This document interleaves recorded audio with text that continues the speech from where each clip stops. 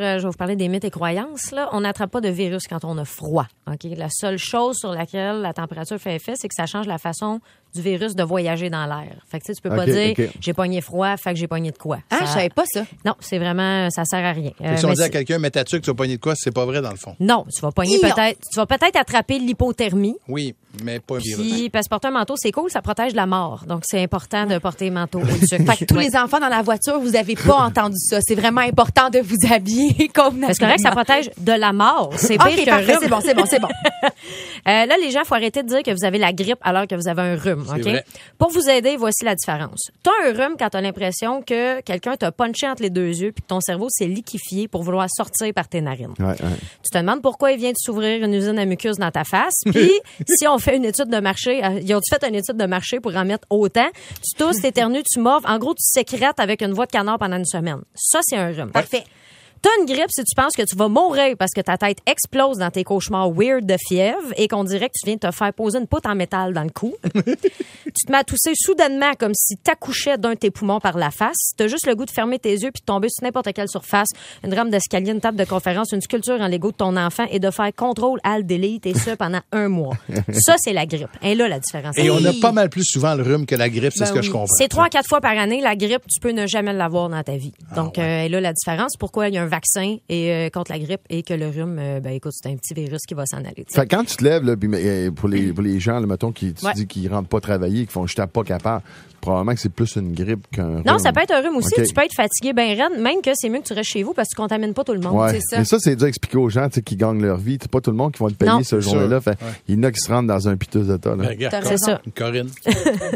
Ça paraît même pas qu'elle est malade. Ben non, moi, c'est encore des poumons. Là. Ça va sortir cette semaine, je sais pas quand. En plus, elle l'a commandé. Et voilà, surprise! Il y a des remèdes de grand-mère que souvent se résument à boire 3 onces de gin chaud. Là, tu coupes un oignon en 4 avec du poivre dans un bas de nylon. Tu te rentres ça dans le derrière. Tu laisses ça 3 heures. Après, tu ajoutes de l'ail.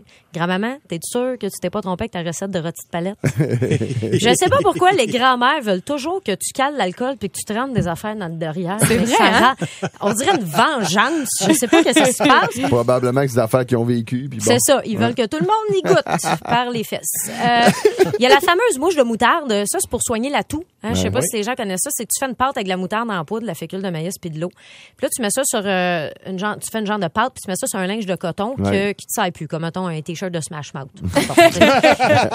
Puis on dépose sur la poitrine.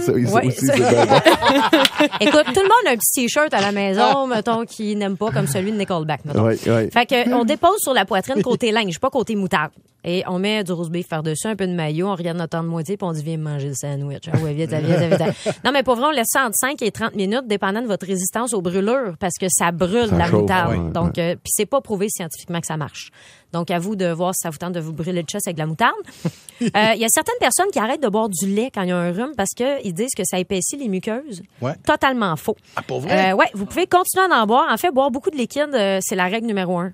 Quand t'es malade, boire du liquide chaud hydrate, décongestionne puis liquéfie Même du lait, ça j'en reviens pas. Oui, donc tous les liquides sont permis, sauf peut-être le gaz puis le métal en fusion.